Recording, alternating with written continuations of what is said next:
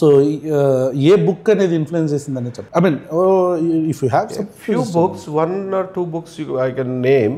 కాలేజీలో చదువుకునే రోజుల్లో సిడ్నీ షెల్డన్ రాసిన బుక్ ఒకటి ఉంది, మాస్టర్ ఆఫ్ ది గేమ్ అని. అవును నేను so some of that influenced me a lot. అందులో ఏంటంటే ప్రస్తుతం ఒక ఫ్యామిలీ గురించి రాస్తూ వాళ్ళ పూర్వీకులు ఎంత కష్టపడి పైకి వచ్చారు అనే దాని గురించి చెప్తాడు.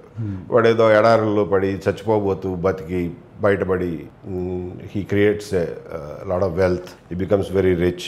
సో ఎన్ని కష్టాలు పడినా కానీ ఎప్పుడోసారి తేరుకుని యూ కెన్ డూ బెటర్ అనేది నా మైండ్లో అది పడిపోయింది అది చదివినప్పుడు. Then there was a book on psychology which I read, the road less travelled. Okay I don't remember the author. అదొకటి బాగా ఇన్ఫ్లుయెన్స్ చేసింది. అవునా? అన్నా కరణీనా ఒకటి బాగా గట్టిగా చదివా ఓకే మొదటి నుంచి చివరి దాకా. ఇంకా టాల్స్టాయ్ బుక్స్ చాలా కష్టం చదవడం. అవును వార్ అండ్ పీస్ చదవడానికి ప్రయత్నం చేశాను కానీ నా వల్ల కాల, it's too big. Okay then non fiction has influence me more actually than fiction. Non ఫిక్షన్లో Ayn Rand, Thomas Sowell, Nietzsche నేను చదవలేదండి.